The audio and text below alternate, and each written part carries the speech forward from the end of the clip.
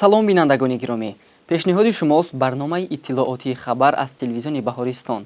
имрӯз дар барнома гимназияи ҳарбӣ дар шаҳри Душанбе. тантанаҳои идона бахшида ба 25-солагии таъсисёбии қушунҳои сарҳадии ҷумҳурии Тоҷикистон. музаффарияти хонандагони тоҷик дар сатҳи байналмилалӣ. шарҳи хабарҳо. 28 май асосгузори сулҳу ваҳдати миллӣ, пешвои миллат, президенти ҷумҳурии Тоҷикистон муҳтарам Эмомалӣ Раҳмон бо раиси шаҳри Душанбе муҳтарам Рустами Эмомалӣ аз маркази идоракунии сарҳадии давлатии қушунҳои сарҳадӣ Кумитаи давлатии амнияти миллии ҷумҳурии Тоҷикистон дидан намуданд. 28 май асосгузори сулҳу ваҳдати миллӣ, пешвои миллат, президенти ҷумҳурии Тоҷикистон муҳтарам Эмомалӣ Раҳмон бо раиси шаҳри Душанбе муҳтарам Рустами Эмомалӣ аз маркази идоракунии сарҳади давлатии қушунҳои сарҳадӣ Кумитаи давлатии амнияти миллии ҷумҳурии Тоҷикистон дидан намуданд. тавре иттилоъ дода шуд, марказ пас аз навсозӣ ва муҷаҳҳазгардонӣ мавриди истифода қарор гирифта бо муассиртарин дастгоҳу таҷҳизоти соҳавӣ ва шарту шароити корӣ таъмин гардидааст. аснои шиносоӣ иброз гардид ки маркази идоракунии сарҳади давлатӣ аз нуқтаҳои идоракунии фаврӣ, нуқтаи фармондеҳӣ, маркази алоқа, хобгоҳ, ҳуҷраи корӣ ва дигар иншооти ёрирасон иборат буда, барои фаъолияти корӣ ва назорати хатти марзи давлатӣ дар ин ҷо шароити муосиру техникаи насли нави корӣ фароҳам оварда шудааст. системаи идоракунии сарҳад аз воситаҳои мушоҳидавӣ рӯзона ва шабона, воситаҳои назорати ташкили муҳофизати сарҳад, системаи сабту банаворгирӣ иборат буда имконият медиҳад ки хатти марзи давлатӣ ва сифатнок ба роҳ мондани хизмат дар сарҳад аз марказ ба тариқи мустақим идораву назорат карда шавад. با دستگیری پیشوای ملت سرفرمانده عالی قوای مسلح تاجیکستان محترم امامعلی رحمان خیلی دستگیری زیاد نسبت خشونت‌های سرحدی دیده می‌شود. خصوصا مرکز نو تشکیل نقطه اداره‌کنی فوری ما که با تمام تجهیزات زمانوی و استفاده داشته شده است، کار سرحدبانان را، خدمت سرحدبانان را خیلی هم آسان‌تر می‌کند. از این رو مینه‌داری خود را با اساسگذاری صلح و وحدت ملی پیشوای ملت سرفرمانده عالی قوای مسلح جمهوری تاجیکستان میرسانیم. متخصصانی соҳа роҳбари давлатро бо фаъолияти маркази мазкур аз наздик шинос намуда, роҷеъ ба истифодабарии технологияи муосир ва усули кории он маълумот доданд. иттилоъ дода шуд ки фароҳамсозии шароити мазкур имконият дод ки минбаъд гурӯҳи навбатдорони шабонарӯзӣ аз ҳамин ҷо тартиби ташкили муҳофизати сарҳад аз ҷониби сардорони ҷузу томҳо ва тартиботи пешбурди хизмати назоратчиёни сарҳадиро дар саросари Тоҷикистон назорат намуда, ҳамчунин дар ҳолати зарурӣ ба тартиби муҳофизати сарҳад тағйирот ворид намоянд. ҳамчунин маркази идоракунии сарҳадӣ дорои нуқтаи махсуси алоқа буда барои қабул ва фиристодани тамоми намуди ахбороти радиоӣ ва телефонӣ пешбинӣ гардидааст. дар марказ радиостансияҳо ба самтҳо тақсимбандӣ гардида, ҳар як самт дар шабакаҳои алоҳида фаъолият менамоянд. дар баробари хатти муқаррарии барқӣ ҳамчунин тамоми таҷҳизот ва воситаҳои алоқа барои фаъолияти доимӣ бо панелҳои офтобӣ таъмин гардидаанд. бо истифода аз фаъолияти марказ ҳамчунин ҳамкорӣ байни сохторҳои қудратӣ ба воситаи шабакаи алоҳидаи радиоӣ ва телефонӣ бароҳ монда шудааст. қобил ба тазаккур аст ки феълан дар ҷузу томҳои қушунҳои сарҳадӣ ҳуҷҷатгузории электронӣ ба воситаи радиостансияҳои кӯтоҳмавҷ ба роҳ монда шудааст ва тамоми отрядҳои сарҳадиву дидбонгоҳҳо имконият доранд ки тариқи харитаи электронӣ наряди сарҳадии худро назорат намоянд. имрӯз қушунҳои сарҳадӣ ҳамаҷониба муҷаҳҳаз гардонида шуданд ва бо ин мақсад мехостам миннатдории хешро ба сарфармондеҳи олии қувваҳои мусаллаҳи ҷумҳурии Тоҷикистон генерали артиш муҳтарам Эмомалӣ Раҳмон баён намоям ва мо сарҳадбонон дар баробари ин ҳама ғамхориҳо ва дастгириҳои беназир ваъда медиҳем ки сарҳади давлатӣ, ваҳдати миллӣ ва истиқлолияти давлатии ҷумҳурии Тоҷикистонро пойдор ҳифз менамоем. сарвари давлат ҳамчунин бо корбарии нуқтаи фармондеҳии маркази мазкур шинос шуда, мустақиман ҳисоботи роҳбарону намояндагони қушунҳои сарҳадиро аз дигар шаҳру ноҳияҳои мамлакат гӯш карданд. нуқтаи фармондеҳӣ бо техникаи муосири корӣ, воситаи махсуси алоқа ва хатти баландшиддати интернет таъмин буда, бо истифода аз ин имконот метавон бо сарфаи вақт ҳолати ба амал омадаро аз марказ мустақиман назорат ва ҳаллу фасл намуд. иттилоъ дода шуд ки ҳамчунин тамоми маълумоти ҷамъовардашуда хаттӣ ё дар шакли электронӣ ба нуқтаи фармондеҳӣ барои коркарду қабули қарор ворид карда мешавад. ҳамчунин маркази идоракунии сарҳадӣ дорои дигар имкониятҳо аз қабили толорҳои варзишӣ, утоқи корӣ ва хобгоҳ буда барои такмили маҳорати касбӣ дар дохили он синфхонаи тирпаронии электронӣ ташкил гардидааст. синфхонаи мазкур дар асоси барномаи махсуси компютерӣ фаъолият намуда, он бо дастгоҳҳои лазерӣ ва дигар аёниятҳои корӣ таъмин мебошад. бо истифода аз ин имконият ҳайати дастаи марказӣ метавонанд ки малакаи тирпаронии худро санҷида, ҳамчунин маҳорати худро ба ин васила такмил диҳанд. дар нуқтаи зерин ҳайат шахсӣ роҳбарӣ кунанда машғулиятҳои типаронӣ мегузаронанд.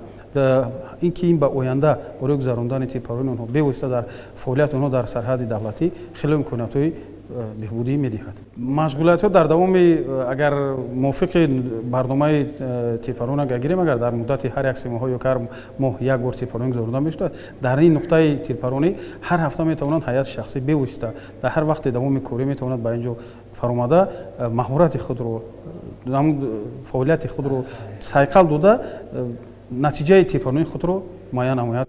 толорҳои варзишии марказ низ бо тамоми дастгоҳу таҷҳизоти муосир ки барои машқу тамрини бадан пешбинӣ гардиданд таъмин мебошад. дар маҷмӯъ маркази идоракунии сарҳад барои идоракунӣ ҷузу томҳои сарҳадӣ пешбинӣ гардида бо назардошти стандартҳои муосири байналмилалӣ бунёд гардидааст. асноишиносои сарфармондаи олии қувваҳои мусаллаҳи ҷумҳурии Тоҷикистон муҳтарам Эмомалӣ Раҳмон барои истифодаи самараноки шароиту имкониятҳои фароҳам овардашуда ба масъулин дастуру супоришҳои мушаххас дода аз кормандони НИО даъват ба амал оварданд ки дар ҳифзи сарҳади давлатӣ ва иҷрои масъулияти бардӯштаашон ҳушёру далер ва чусту чолок бошанд. 28 май дар шаҳри Душанбе асосгузори сулҳу ваҳдати миллӣ, пешвои миллат, президенти ҷумҳурии Тоҷикистон, сарфармондаи олии қувваҳои мусаллаҳи мамлакат муҳтарам Эмомалӣ Раҳмон бо раиси шаҳри Душанбе муҳтарам Рустами Эмомалӣ гимназияи ҳарбии ба номи ворисони кӯруши кабири қушунҳои сарҳадии Кумитаи давлатии амнияти миллии ҷумҳурии Тоҷикистонро дар вазъияти тантанавӣ мавриди истифода қарор доданд. 28 май дар шаҳри Душанбе асосгузори сулҳу ваҳдати миллӣ, пешвои миллат, президенти ҷумҳурии Тоҷикистон, сарфармондаи олии қувваҳои мусаллаҳи мамлакат муҳтарам Эмомалӣ Раҳмон бо раиси шаҳри Душанбе муҳтарам Рустами Эмомалӣ гимназияи ҳарбӣ ба номи ворисони кӯруши кабири қушунҳои сарҳадии Кумитаи давлатии амнияти миллии ҷумҳурии Тоҷикистонро дар вазъияти тантанавӣ мавриди истифода қарор доданд. як ба як наврасу навҷавони ватан, ҳамдилу ҳамтану ҳамравони ватан, чист фардо агар неману нетуем, посбони ватан, қаҳрамони ватан. рустачун рустами паҳлавонат шавам, чун сиёвуш фари остонат шавам, шераки ҷонисори замонат шавам, поздорад ватан, позбонат шавам. нусрати ҳар дару хонадонат манам, пайки озодии остонат манам, файзи хуршедии осмонат манам, баҳри фардои ту армуғонат манам. покат ватан раҳнамои ман аст, файзи озодият дар ҳавои ман аст, пешвоят ватан, пешвои ман аст. наврасу навҷавон бо туем эй ватан, наврасу навҷавон бо туем эй ватан, рӯҳи давру замон бо туем эй ватан. меҳри мо дар бадил, ишқи ту дар вуҷуд, сарбаланди ҷаҳон бо туем эй ватан, бо туем эй ватан. саломат бошед. бинои гимназияи ҳарбӣ ба номи ворисони кӯруши кабири қушунҳои сарҳадии Кумитаи давлатии амнияти миллии ҷумҳурии Тоҷикистон аз 3 корпуси дуошёна иборат буда дар масоҳати 1360 метри мураббаъ қомат афрохтааст ва дорои синфхонаҳою китобхонаи барҳаво ва хобгоҳҳои замонавӣ мебошад. президенти мамлакат, сарфармондаи олии қувваҳои мусаллаҳи ҷумҳурии Тоҷикистон муҳтарам Эмомалӣ Раҳмон нахуст аз хобгоҳҳои хонандагони гимназия дидан намуда бо шароити истироҳату фароғати таълимгирандагон аз наздик шинос шуданд. барои таълимгирандагони ин муассисаи таълимӣ ки аксарият аз шаҳр ноҳияҳои дурдасти мамлакат мебошанд, бо дастури бевоситаи сарфармондаи олии қувваҳои мусаллаҳи мамлакат муҳтарам Эмомалӣ Раҳмон дар гимназия 8 хобгоҳ бо шароити муосиру замонавӣ бунёд карда шудааст. зикр гардид ки дар гимназияи ҳарбӣ ба номи ворисони кӯруши кабири қушунҳои сарҳадии Кумитаи давлатии амнияти миллии ҷумҳурии Тоҷикистон ҳамасола то 100 нафар баъди хатми синфи нӯ ба таълим фаро гирифта мешаванд ва бештари хонандагони ин даргоҳи илму маърифатро нафарони нимятим ва ятимони кул ташкил медиҳад. омӯзиш дар ин гимназия асосан бо забони тоҷикӣ бароҳ монда шудааст ва ба таълиму тарбияи хонандагон 14 нафар омӯзгори ғайри низомӣ низ аз фанҳои гуногун дарс мегӯяд.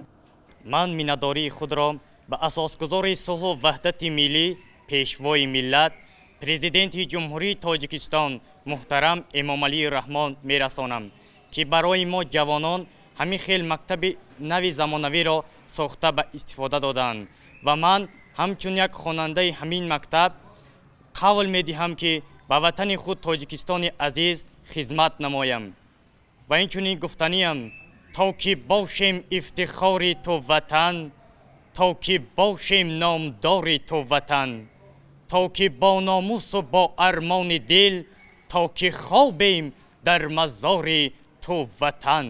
албатта ман ҳамчун як зани низомӣ, ҳамчун як омӯзгор, як тарбиятгар, як роҳбар хеле масъулияти бузургро бар дӯш дорам, зеро тақдири насли наврас, тақдири ҷавонон дар дасти тарбиятгар аст, дар дасти устод аст ва ҳар яки мо кӯшиш ба харҷ медиҳем то ки дар оянда таълимгирандагоне ки дар гимназияи ҳарбии мо таҳсил мекунанд мавқеи худро дар ҷомеа пайдо карда тавонанд. қариб ки ба барномаи мактабҳои миёна шабоҳат дорад барномаи таълими мо ва баъдан ин самти фанҳои ҳарбӣ низ дохил карда шудааст ва мо кӯшиш мекунем то ки рӯҳияи ватандӯстӣ, хештаншиносӣ таълимгирандагонро тарбият кунем. ضمن شناسایی پیشوای ملت محترم امامعلی رحمان با شرایط مجلسگاه گیمنازیای حربی اطلاع داده شد که آن برای 70 جای نشست ساخته شده است و برای برگزاری جمع آمد و چاره‌بینی‌های گوناگون داخلی خیلی موافق و مناسب میباشد. در گیمنازیا برای آگاهی بیشتر پیدا کردن خوانندگان از تاریخ پرغناوت ملت تاجیک و فداکاری‌های فرزندان فرزانه وطن در راه حفظ مرز و بوم اجدادی و ارزش‌های ملی، آثارخانه نیز ساخته شده است که در آن یادگاری‌های تاریخی، اثرهای پرارزش، عکس‌های نادر از حیات کودکی، نورسی و جوانی سرفرمانده عالی قواهای مسلح مملکت محترم امامعلی رحمان گردآوری گردیده است. گیمنازیای حربی وارثان کوروش کبیر قشون‌های سرحدی کمیته دولتی امنیت ملی جمهوری تاجیکستان دارای صنفخانه‌های لنگافانی، آموزش زبان‌های انگلیسی و خطایی، ترکی و روسی بوده خوانندگان امکان دارند که نازکی‌های این زبان‌های خارجی را از استادان با تجربه خود از بر نمایند. ما یتیمان نیستیم، بس که پدر داریم، سروری بس مهربانی معتبر داریم، به کس و بیچاره و ناچار هرگز نیستیم، پیشوا داریم یعنی چاره‌گر داریم. جناب عالی، من با خانم زیارتشاه دستپرور مکتب اینترنت کودکان بی‌پرستاری سرچشمه ناحیه شمس‌دین شاهین باشم. من با تقاضای تقدیر در خردسالی از پدر و مادر محروم شدم، ولی مهر و شفقت پدرانه شما هیچگاه نمیگذارد که ما یتیمان خود را به کس و به پناه حس کنیم. در جواب غمخوری‌های پدرانه شما من می‌خواهم که در آینده افسر قشون‌های سرحدی شده مرز و بوم وطن عزیزم را صادقانه حفظ نمایم. تحصیل در گیمنازیای حربی 2 سال معین گردیده ختم کنندگان امکان دارند که در اساس شرطنامه دو طرفه در سمت آماده نمودن متخصصان سرحدی تحصیل من بعد را در دانشکده‌های عالی حربی داخل و خارج از جمله فدراسیون روسیه، جمهوری مردمی چین، جمهوری قزاقستان، جمهوری آذربایجان و دیگر کشورها ادامه دهند. اطلاع داده شد که برای تحصیل کنندگان علاخوان در این گیمنازیا در سمت انتخاب کشور آینده با مقصد ادامه دادن تحصیل امتیازها نیز پیش بینی گردیده است. در گیمنازیای حربی وارثان کوروش کبیر قشون‌های سرحدی کمیته دولتی امنیت ملی جمهوری تاجیکستان همچنین برای خوانندگان کتابخانه برهوا مهیا کرده شده است که تعلیم گیرندگان می توانند از ادبیات گوناگون مضمون آن به طور واسع استفاده کنند. جناب عالی، برای تأسیس چنین مکتب نظامی ما نورسان و جوانان از اقدام و تشبث پدران شما میnnتدار و سپاسگزاریم و شما با شرفانه وعده می‌دهیم که در آینده همچون افسران قشون‌های سرحدی کشور مرز و بوم وطن عزیزمان را صادقانه پاسبانی خواهیم کرد. گیمنازیای حربی در جمهوری ما این باری نخست است که افتتاح می‌یابد و این بیشتر دستگیری برای فرزندانی برای یتیمان و نیم یتیمان است. البته ما اقدامی سرفرمانده عالی قواهای مسلح جمهوری تاجیکستان را در یک جایگی با رهبریت قشون‌های سرحدی همه جانبه دستگیری می‌نماییم و کوشش می‌کنیم که برای یتیمان همه شرایط‌ها ҳама он чизе ки аз мо вобастагӣ дорад ба пуррагӣ фароҳам намоем. муассисаи таълимии ин даргоҳ бо тамоми шароитҳои имрӯза, муаллимони бо таҷриба, хобгоҳ, ошхона бо 3 вақт хӯроки гарм, варзиш, шаҳрчаи варзишӣ, дар он тамоми шароитҳо муҷаҳҳаз гардонида шудааст. занон, модарони қушунҳои сарҳадӣ, Кумитаи давлатии амнияти миллии ҷумҳурии Тоҷикистон кӯшиш ба харҷ медиҳем ки саҳми худро дар таълиму тарбияи насли навраси имрӯзаи даргоҳи таълимии гимназияи ҳарбӣ гузорем. ошхонаи барҳавои муассисаи таълимии ҳарбӣ ки барои 130 нафар пешбинӣ гардидааст, ҷавобгӯ ба талаботи замон мебошад. атрофи гимназияи ҳарбии ворисони кӯруши кабир бо ниҳолҳои ҳамешасабз ва гулу бутаҳои гуногун оро дода шудааст ва бо мақсади ҷалби хонандагон ба солимгардонӣ ва обу тоби бадан майдончаи варзишӣ бо шароити хуб сохта шудааст. дар назди гимназия ҳамчунин бо мақсади таъмини хонандагон бо маҳсулоти тару тоза гармхона бунёд карда шудааст ки аз он ба таври васеъ истифода бурда мешавад. президенти мамлакат сарфармондаи олии қувваҳои мусаллаҳи ҷумҳурии Тоҷикистон муҳтарам Эмомалӣ Раҳмон пас аз шиносоии пурра бо шароити таълиму тарбияи насли наврас дар гимназия ба сифати корҳои анҷомшуда баҳои баланд дода ба масъулин ҷиҳати истифодаи пурсамар аз имконоти муҳайё гардида ва таълиму тарбияи хонандагон дар роҳияи ватандӯстию хештаншиносӣ дастуру ҳидоятҳои судманд доданд.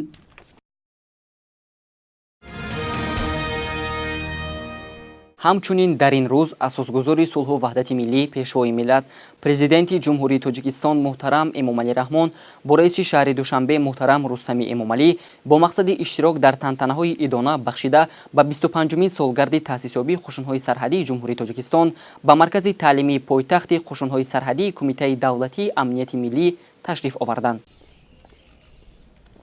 28 май асосгузори сулҳу ваҳдати миллӣ пешвои миллат президенти ҷумҳурии Тоҷикистон муҳтарам Эмомалӣ Раҳмон ва раиси шаҳри Душанбе муҳтарам Рустами Эмомалӣ бо мақсади иштирок дар тантанаҳои идона бахшида ба 25-мин солгарди таъсисёбии қушунҳои сарҳадии ҷумҳурии Тоҷикистон ба маркази таълимии пойтахти қушунҳои сарҳадии Кумитаи давлатии амнияти миллӣ ташриф оварданд. нахуст сарвари давлат муҳтарам Эмомалӣ Раҳмон дар назди маҷмӯаи ёдгории сарбозону афсарон ки дар ҳифзи сарҳади давлатӣ ҳалок шудаанд бо нишони эҳтиром гулчанбар гузоштанд.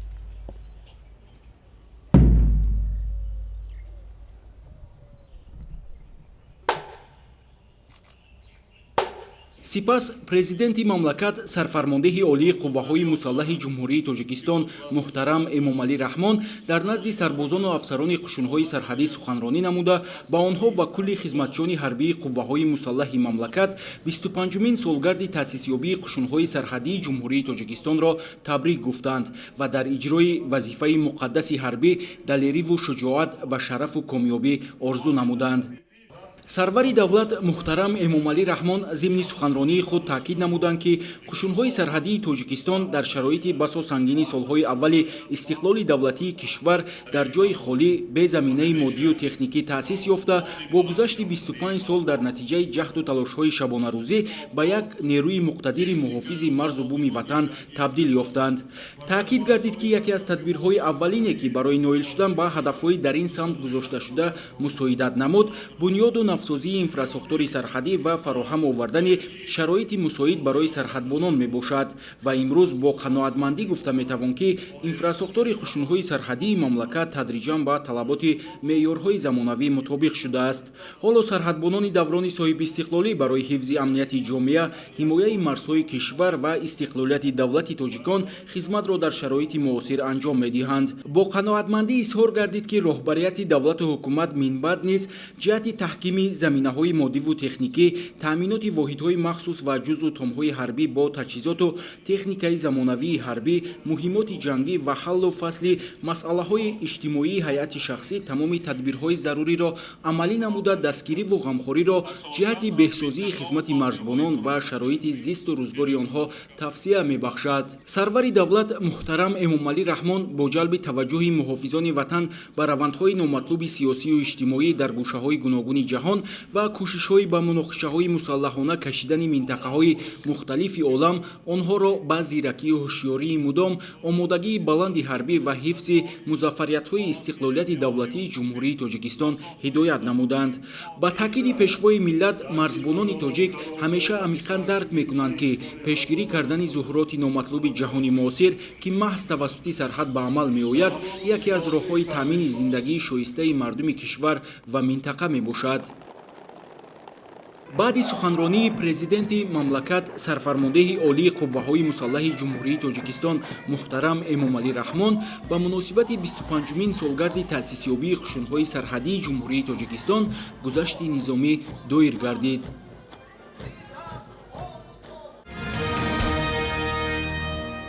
аз 19 то 26 майи соли 2019 дар Ҷумҳурии Ҳиндустон 8-мин Олимпиадаи байналмилалӣ аз фанҳои дақиқ доир гардид. Дар ин сабқати зеҳнӣ 27 хонанда кишвари моро намояндагӣ намуд.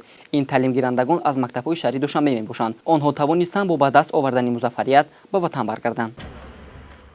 шаби 27 ба 28 майи соли 2019 саҳни фурудгоҳи байналмилалии Душанбе комилан фазои дигар дошт. Парафшонаи парчами давлатӣ, шумораи зиёди сокинон бо гулу гулдастаҳо ва шодиву нишод, фараҳу хурсандии волидайну пайвандон. Ин ҳама ба хотири истиқболи ғолибони 8-мин Олимпиадаи байналмилалии Амити, ки дар донишгоҳи Амити Ҷумҳурии Ҳиндустон баргузор шуд. Инак пас аз каме интизории пешвозгирандагон, ҳавопаймо фуруд омаду парчамбардорони кишвар бо нишоту хӯрамӣ ва ифтихору сарфарозӣ аз ин дастоварди хеш ба замини муқаддаси Диёр қадам ниҳоданд.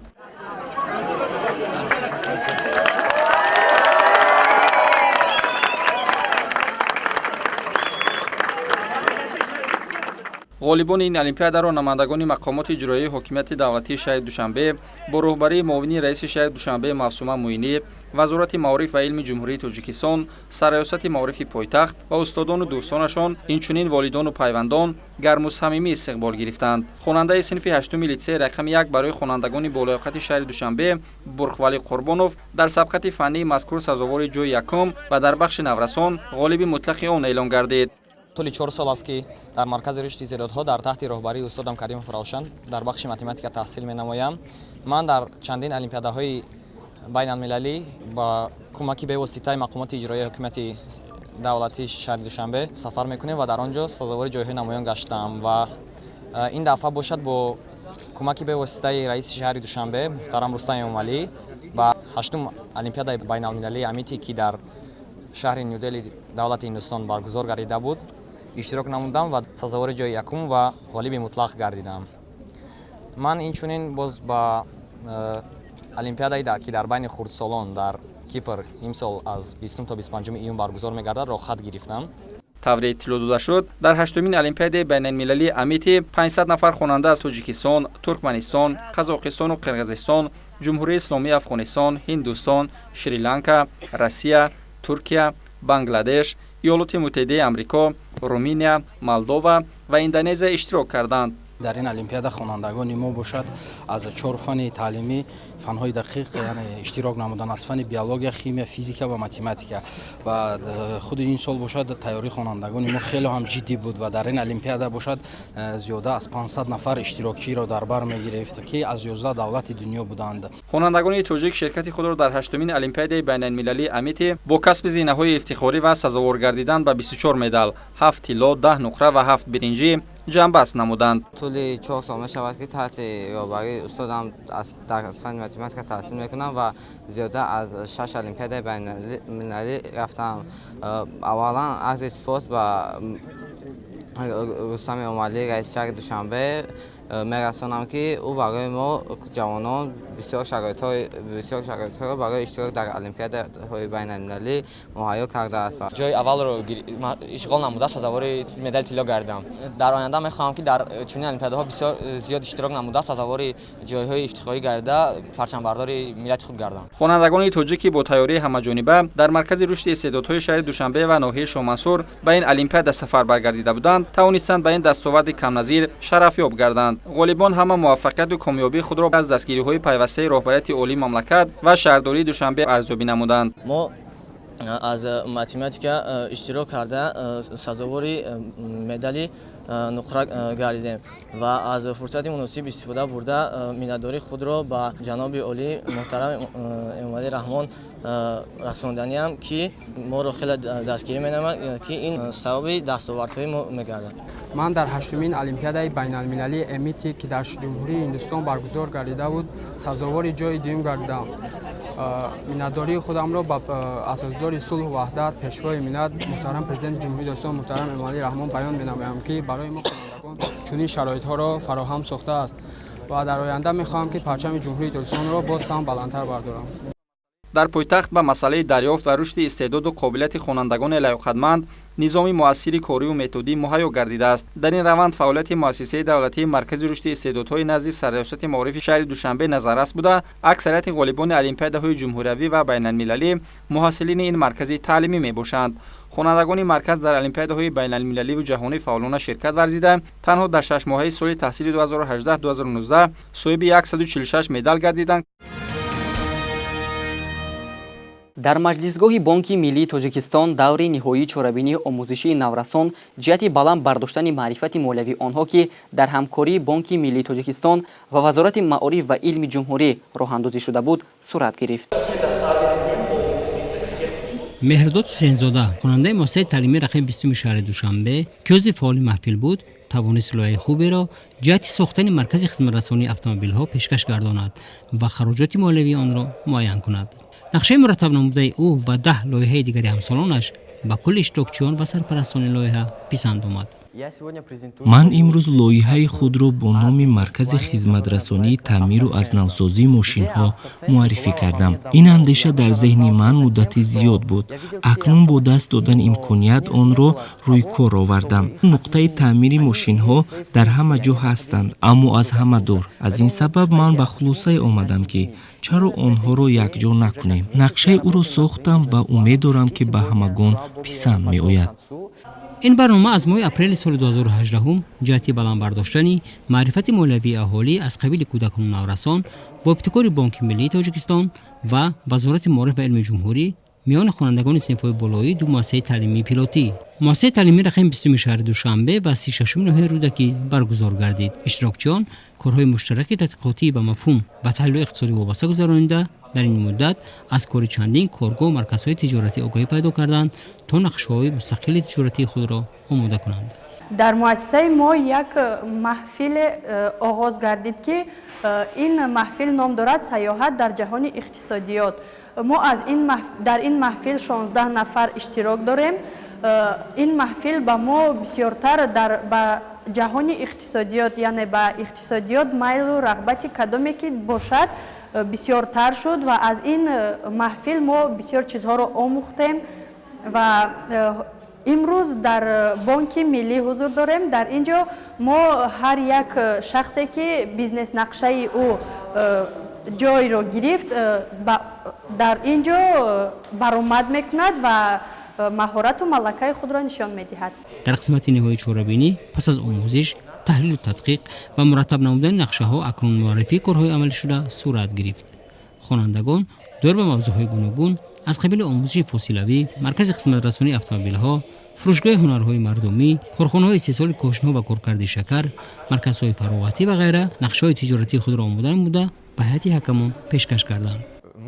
من یک سال باز این جانب اقتصادیات بانک ملی تاجیکستان و بانک آلمانی را می آموزم. این برای ترتیب دادن نقشه تجارتی و آموزش این ساختار به من کمک می نماید. شما تصور می کنید که در لایحه تجارتی رابط فعالیت می نماید. لازم به ذکر است که کارهای پیشنهاد شده الکی در زمینه تحقیقات اقتصادی به میان آمدند. дастан дар кор ния доранд ки дар ҳоли натиҷаи хуб додани ин лоиҳаи пилотӣ роҳандозии онро минбаъд дар шакли васеътар ба роҳ монанд то дар болоравии маърифати иқтисодии насли наврас мададрасон бошад. барои лоиҳаҳои беҳтарини чорабинӣ мукофотҳои пулӣ ва тӯҳфаҳои хотирмон таъсис дода шудааст. ҳамасола кӯдакону наврасон баъд аз анҷоми соли таҳсил ба истироҳату фароғат ҷалб карда мешаванд. омодагӣ ба ин давра аз масоилест ки бояд масъулин ба он диққати махсус диҳанд.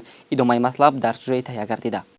ҳамасола баъд аз таҳсил хонандагони муассисаҳои таълимӣ, кӯдакони ятиму бепарастор ва аз оилаҳои ниёзманд ва мактаббачагони болаёқат ба истироҳатгоҳҳои назди мактабӣ ва берун аз шаҳрӣ фаро гирифта шуда ба онҳо шароити мусоид муҳайё карда мешавад. тавре аз Федератсияи Иттифоқи касабаи мустақили Тоҷикистон иттилоъ доданд, айни замон дар ҷумҳурӣ 55 истироҳатгоҳ фаъолият намуда, дар онҳо ҷиҳати хуб гузаронидаи давраи таътили кӯдакон корҳо дар сатҳи зарурӣ ба роҳ монда шудааст.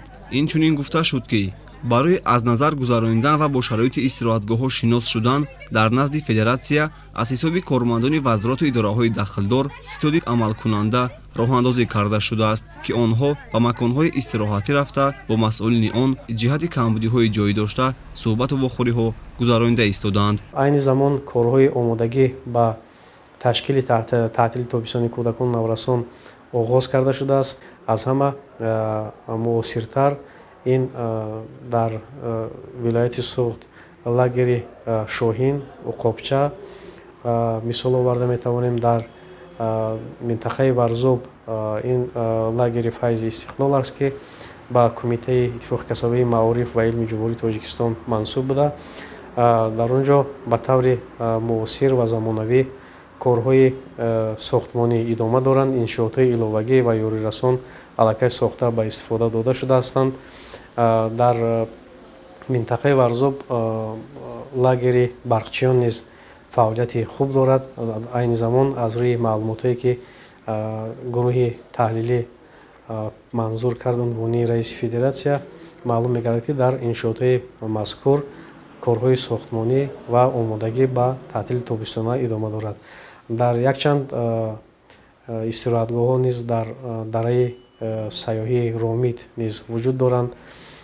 дар минтақаи хатлон ва бадахшон низ фарогирӣ ба таътили тобистонаи кӯдакону наврасон тавассути Иттифоқҳои касабаи Тоҷикистон амалӣ карда мешавад. ҳамзамон иттилоъ дода шуд, ки имсол тибқи нақша бояд кӯдакони шахсони муҳоҷир низ ба истироҳат фаро гирифта шаванд, зеро асосгузори сулҳу ваҳдати миллӣ, пешвои миллат, президенти ҷумҳурии Тоҷикистон муҳтарам Эмомалӣ Раҳмон дар вохӯрии навбатиашон бо муҳоҷирони меҳнатӣ ба ин масъала таваҷҷӯҳи махсус зоҳир намуданд. масъулини соҳа низ дар ин самт корро ҷонок намуда кӯшиш доранд, ки ин равандро дар амал татбиқ намоянд. дар вохӯрие ки муҳтарам пешвои муаззами миллат дар Федератсияи Россия бо муҳоҷирони меҳнатии ҷумҳурии Тоҷикистон доштанд, дастур дода шуд, ки аз ҷониби пешвои муаззами миллат ки барои ба истироҳат фаро гирифтани кӯдакону наврасони фарзандони муҳоҷир низ тадбирҳои судманд андешида шавад.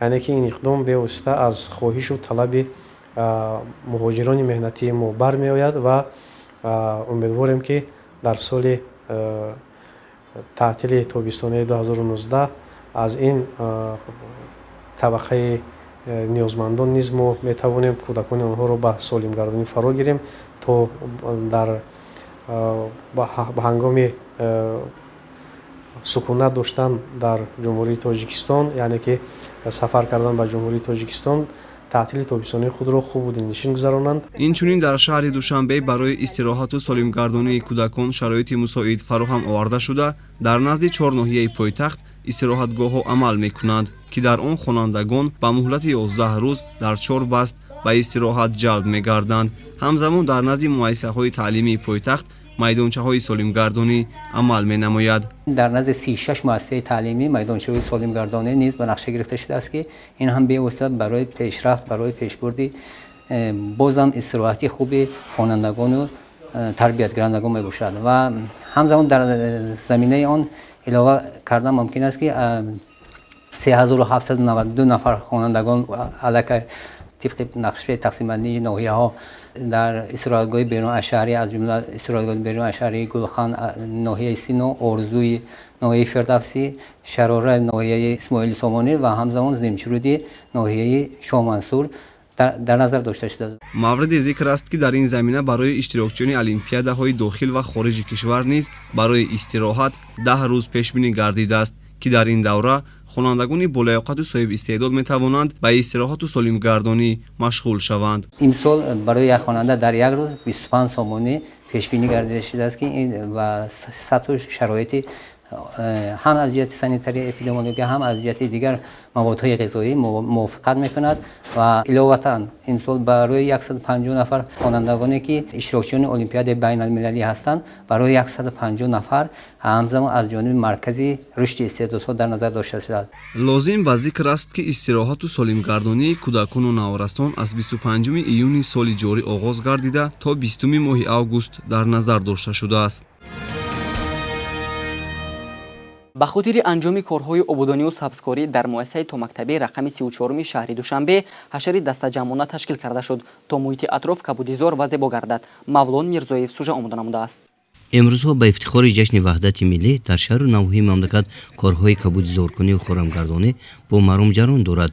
از جمله در مؤسسه تومکتبی رقم 34 ناحیه اسماعیل سامانی شهر دوشنبه از اول بهار امسال کارمندان و مربیهای آن با کارهای تازگی و نرم کردن درختان، شناندن گل و گلبرگ‌های موسمی آرایشی مشغول شده. میدان زمین باقی 12 سوتق صحن موثر و آباد و زیبا نمودند. ما کارمندان مؤسسه تعلیمی تومکتبی رقم 34 ناحیه اسماعیل سامانی بخشیده به تجلیل 30 سالگی استقلالیت دولتی جمهوری تاجیکستان تدبیرهای سودمند اندیشیده با گلهای موسمی و دائمی صحن کودکستانمان را حسن دیگر بخشیدیم. صحبت کرده‌ها و در و دیوارها را از نو رنگ بار نمودیم. پیوسته به کودکان مشغولیت‌ها در موضوعهای وطن‌دوستی، افتخار ملی، شناخت مقدسات دولتی گذرانیده می‌شود. ما کوشش می‌کنیم که کودکان از همین سن و سال همچون فرزندان وطن‌پرور و مهنت‌دوست به پایه رسند. باید قید نمود که اهل کارمندان مؤسسه مذکور پیوسته چنین عملهای نیک سازنده را ادامه داده در این دوره 3000 بیخ گلهای موسمی آرایشی و صدبرگ شنونده به این وسیله در آباد و زیبا گردانیدن یک گوشه پایتخت مملکت سهم ارزنده گذاشتند. آنها میکوشند که دائم بیخی 30 عدد درخت میوه‌دار سایه‌افکن را نرم کرده باغ و زمینی نزد کودکستان را تازه و نظرروا نگاه دارند. بخشیده به روز محافظت کودکان در شعبه کودکان و نورسانی کتابخانه ملی تاجیکستان چورابینی فرهنگی دایر گردید. در تالار آشیان بلبلان کتابخانه ملی تاجیکستان به مناسبت روز بین المللی محافظت کودکان محفل ادبی بدیهی تحت عنوان آینده سازان وطن برگزار گردید. در محفل مذکور یک زمره خوانندگان و آموزگاران و کتابداران از مؤسسه‌های تعلیمی پایتخت اشتراک نمودند. محفل مذکور را مسئولین کتابخانه افتتاح نموده کودکان را به افتخار روز محافظت کودکان شادباش گفته با آنها همه شادی و خوشبختی‌های عالم را تمنا نمودند. اینچنین در این تدبیر سرود و ترانه و سخنان پندآمیز کودکان در باب حقوق‌های کودکان و کنونسیون حقوق کودک خوشگوارا صدا داد. کنونسیون حقوق کودک سند حقوق بین المللی است. سال 1989 سازمان ملل متحد حجت از همه مهم بین المللی آید به حفظ حقوق‌های کودک کنونسیون درباره حقوق‌های کودک را قبول نمود. 2 سپتامبر سال 1990 حکم عمل پیدا کردن کنونسیون مذکور نقطه کلمیناسیونی آن همه کوشش‌های گردید که جامعه جهانی طول قریب 70 سال برای تامین اعتراف نیازهای مخصوص و نازکی‌های مخصوص کودکان به جامعه آورد. اینچنین در این تدبیر قید گردید که در کشور ما سنه مذکور طی 62 سال است که با تنتنه تجلیل می‌گردد و کودکان در تاجیکستان صاحب استقلال دارای تمام حقوق‌ها بوده. آنها در کودکستان و مؤسسه‌های تعلیمی آزادانه تربیت و تعلیم گرفته خوش و خرسندانه در فضای صلح و آسایش زندگی می‌کنند. مقصد اساسی ما کارمندان در برگزاری چنین چهاربینی‌ها شوق و هوس خوانندگان را نسبت به کتابخوانی زیاد نمودن و آنها را بر روحیه وطن دوستی و مهنت دوستی تربیت نمودن است. در این برنامه رنگین ادبی بدیهی اینچنین یک زمره کتاب‌های بچگانه و کارهای ایجادی خوانندگان به نمایش گذاشته شده بود. در فرجام برنامه فرهنگی خوانندگان با شعر و ترانه و سرود و رقص‌های ملی و محفل حسن خاتمه بخشیده خاطر اشتراکداران را شاد و بالیده نمود. дар шаҳри хоруғи вилояти мухтори кӯҳистони бадахшон мусобиқаи варзишии ҷумҳуриявӣ доир гардид. дар ин сабқат варзишгарони маҳорати баланди касбӣ дошта ширкат варзиданд. ҳамкорони минтақавии мо мавзӯъро пурра мекунанд.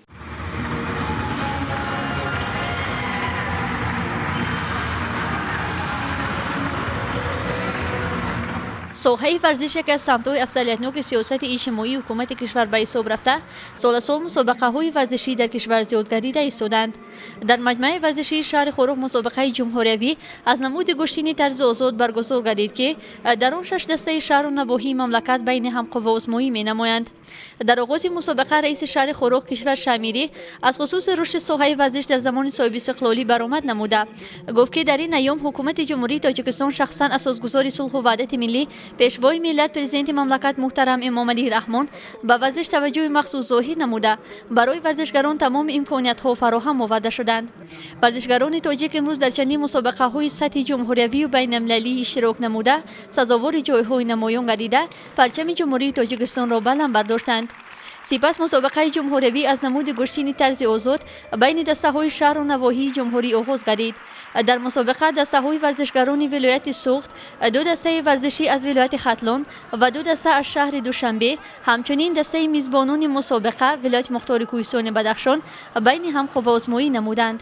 умуман дар мусобиқа зиёда аз 100 нафар варзишгарони солҳои таваллудашон аз 2002 то 2004 маҳорати варзишии худро нишон доданд. ба хотири дастгирӣ намудани варзишгарон, мухлисони зиёди варзиш дар толори маҷмӯаи варзишӣ иштирок доштанд. беҳтарин варзишгарон зиёда аз 100 нафар дар инҷо рақобат бурда истоданд ва дида истодем ки дар ин вилоят яъне ки дар шаҳри хоруғ беяд варзишгарони хуб яъне ки тарбия ёфта истоданд дар шаҳри хоруғ. мо дар инҷо дидем ки чеҳраҳои нав дар байни наврасон маҳз аз ин вилоят яъне ки аз шаҳри хоруғ аз шаҳрҳои ноҳияҳои рӯшон ҳама ҷо яъне ки зиёда аз 40 нафар варзишгари вилоят дар инҷо баромад карда шуданд. варзиш гарави саломатӣ буда ба инсон зебоӣ ву хурсандиро ато мекунад. варзишгарон дар бозии маҳорати беандозаи худро нишон доданд. ҳадаф асосии баргузор намудани бозиҳои варзишӣ ҷалб намудани наврасону ҷавонон ба варзиш, таблиғи тарзи ҳаёти солим ва тарбия намудани наврасону ҷавонон дар рӯҳияи ватандӯстиву ватанпарварӣ ва садоқат ба ватан мебошад.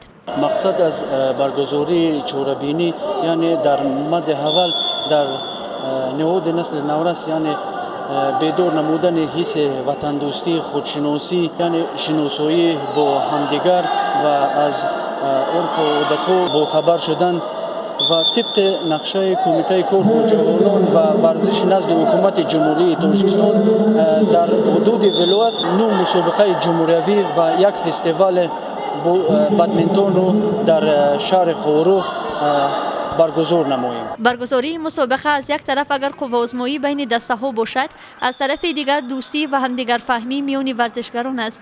варзишгарон кӯшиш бар он равона менамоянд ки бешар ба бозиҳои варзишӣ машғул шаванду парчамбардори миллат гарданд. мо варзишгарони вилояти дастаи вилояти Суғд барои иштирок дар мусобиқаи ҷумҳуриявӣ ба шаҳри хоруғ омадем. ин мусобиқаи ҷумҳуриявӣ мебошад ва мо дастаи худ яъне дастаи вилояти Суғд фаъолона дар он иштирок дорем. аз як ҷиҳат варзиш ин қосиди сулҳ мебошад. ҳисси баланди миллӣ, худшиносиву худогоҳӣ, ватандӯстиву ватанпарварӣ ва садоқати ҷавонон ба ватан ва обу хоки сарзамини аҷдодӣ гарави амнияту осоиши ҷомеа, пешрафти давлат ва ободии имрӯзу фардои Тоҷикистони соҳиби истиқлол мебошад. ғолибони мусобиқа бо тӯҳфаҳои пулию молӣ ва ифтихорномаҳо қадр карда мешаванд. бинандагони азиз, ин буд хабарҳои рӯз ки манзуратон гардонидем. шумо метавонед дигар барномаҳои ҷолибу диданиро аз сомонаи телевизиони Баҳористон www.tv.tj дастрас намоед.